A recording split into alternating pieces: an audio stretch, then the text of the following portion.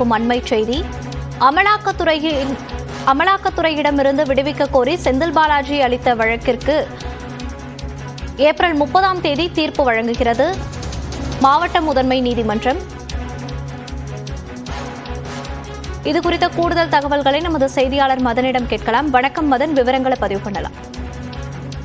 சட்டவிரோத பண பரிமாற்ற தடை சட்டத்தின் கீழ் அமலாக்கத்துறை பதிவு செய்த வழக்கிலிருந்து தன்னை விடுவிக்க வேண்டும் என முன்னாள் அமைச்சர் செந்தில் பாலாஜி சென்னை முதன்மை அமர் நீதிமன்றத்தில் ஒரு வழக்கு தொடர்ந்தார். இந்த வழக்கு நீதிபதி அல்லி முன்பு விசாரணை நடைபெற்று அந்த வழக்கின் வாதங்கள் முடிவடைந்து தீர்ப்பும் தள்ளி வைக்கப்பட்டது.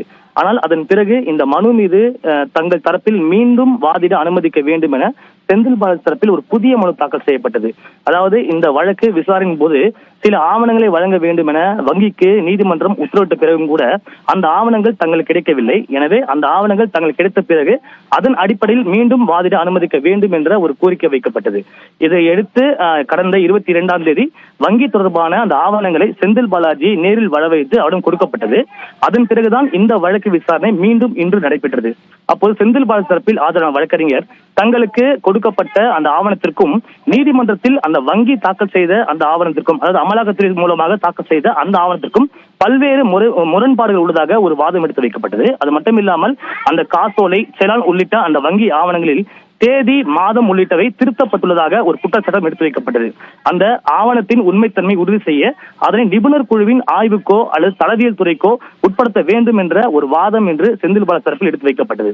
ஆனால் அமலாக்கத்துறையை பொறுத்தவரைக்கும் இந்த ஆவணங்களில் எந்த ஒரு வேறுபாடும் இல்லை என்றும் ஆவணங்களை திருத்தவும் இல்லை என்ற ஒரு வாதம் எடுத்து வைக்கப்பட்டது. அது மட்டுமில்லாமல் இந்த அசல் ஆவணங்கள் வங்கி தங்களுக்கு வழங்கியது அது அமலாக்கத்துறைக்கு சாதகமானதுதான் என்ற ஒரு வாதம் எடுத்து வைக்கப்பட்டது.